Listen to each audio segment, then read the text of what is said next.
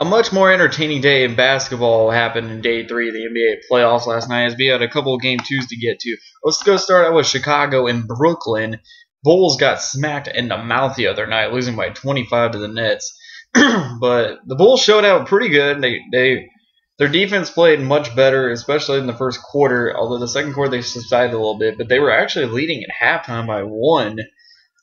And needless to say, Darren Williams, who did pretty good last game, did not this game.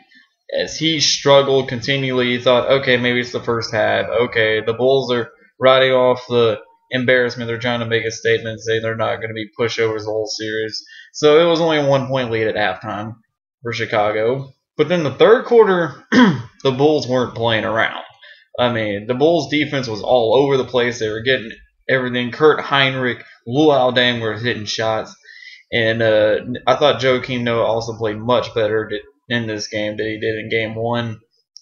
They would hit a critical 3 to go up by as much as 12 in this quarter. They ended up outscoring the Nets by 11 in this quarter, and that's actually how the third quarter would go by, as they would be up by 12 at the end of the third. And then the Nets, I mean, they eventually caught up, or tried to catch up anyway, as Joe Johnson hit 2 straight threes to cut it within 4 with about 4 minutes left. But then the Bulls just kept hitting shots, and then the Nets would go on to miss 4 straight shots right after they cut it to 4. And that's really where it ended, as the Bulls win 90-82 on the road. Sorry about that. As they got, after getting smacked in game 1, they evened the series by embarrassing the Nets. Well, not embarrassing, but they beat the Nets pretty good, 90-82. Bulls defense was all over the place. But my question is, where was Darren Williams? Now, credit to Kurt Heinrich for playing amazing defense on him, in my opinion. But Darren Williams, 1 for 9, 8 points, and 6 of those 8 points were free throws. And he did have 10 assists. But where was he? Where was the post All-Star break Darren Williams? I mean, he was nowhere to be found, kind of like Derrick Rose, which I'll go on a rant sometime later on, but now is not the time to talk about D Rose. Darren Williams, where was he? I mean, you're the main star of the Brooklyn Nets. You're in front of your home crowd. You have a chance to go up 2-0 in the series. And you couldn't do anything, well, besides assists, you couldn't make anything. And it's not that Joe Johnson played that much better. I mean, he only shot 33% and only got 17 points. Their highest scorer ended up being Brook Lopez at 21 on 7-14 shooting. And he only had 5 rebounds. I mean, the Bulls, the Nets really just struggled in this game. And the Bulls played amazingly well. And they've had a history of doing this too this season. I mean, every time they would take a bad loss, they always seem to bounce back. So, big time credit to the Bulls. I did pick the Bulls to win this series in 7. And so far, it's not looking too bad. As the Bulls get one on the road, they'll have to take care of home court now, as their next game is Thursday night on NBA TV. Now, let's go on to Memphis and the Clippers. I enjoyed this one. This was a great game from the start to the finish, as Blake Griffin got quite onto a bit of a show, scoring 12 points in the first quarter, and practically being the Clippers' majority of the offense. No, he scored 13, excuse me. As he would be half the Clipper offense in the first quarter, as it would be tied at 26 after the end of 1. Then the Clippers started to pull away a little bit, as Jamal Crawford got on a little spur, hitting 5 of 6 shots in the second quarter. Mike Conley started to pick it up, but the Clippers had more scoring, as they would be up by 6 by recess. Third quarter, it was a little bit back and forth. Grizzlies cut it to 4 at the end of the third. Conley was still doing his thing. Marc Gasol was starting to get it going.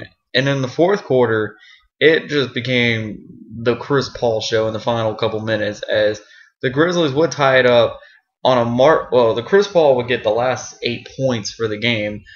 But before the last shot of the game, there was a tip-off. Clippers won it, but they had to fling up a shot because they didn't realize there was only 5 seconds left in the shot clock. So what happened is Grizzlies got the ball back. It set up for an easy dunk for Marc Gasol. I don't know what the Clippers were doing on defense on that play. But the last play of the game is where it was at. About 14 seconds left. Chris Paul has the ball. He's dribbling around. He sees 2 defenders. He's dribble to his right. He pulls it up with two defenders with their outstretched arms.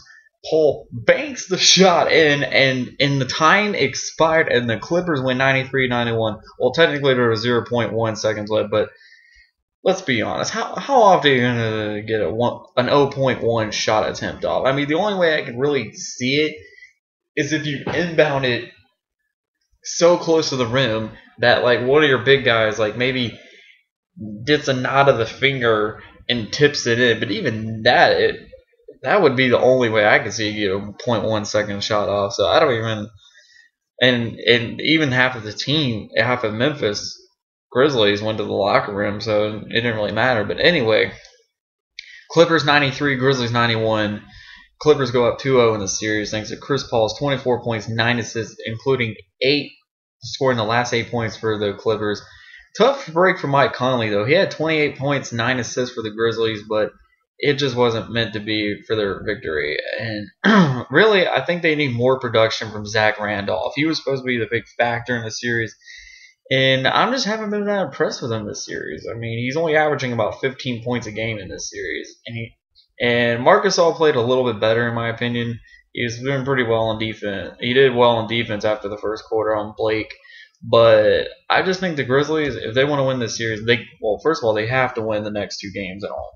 They lose a home game, they're done. That's it. I did predict them to win in 7, but if they don't win both these next 2 games, it's done. It's done. So, but anyway, the Clippers Grizzlies will clash heads again on Thursday night on TNT. That will be all here. Be sure to come back to later on tonight or tomorrow morning, whichever I can get to my laptop, for to discuss 3 critical games that'll be happening on tonight, Tuesday night. And here we go. We got the NBA TV. We got the Heat and Bucks. I think the Heat are going to win that one. And we also have 2 games, which are the Celtics and the Knicks. That'll be a tough, close one. I do think the Knicks will win this one, though. And the nightcap, Golden State, Denver. And I have Denver winning that. So be sure to tune in for all the fun. I'm out.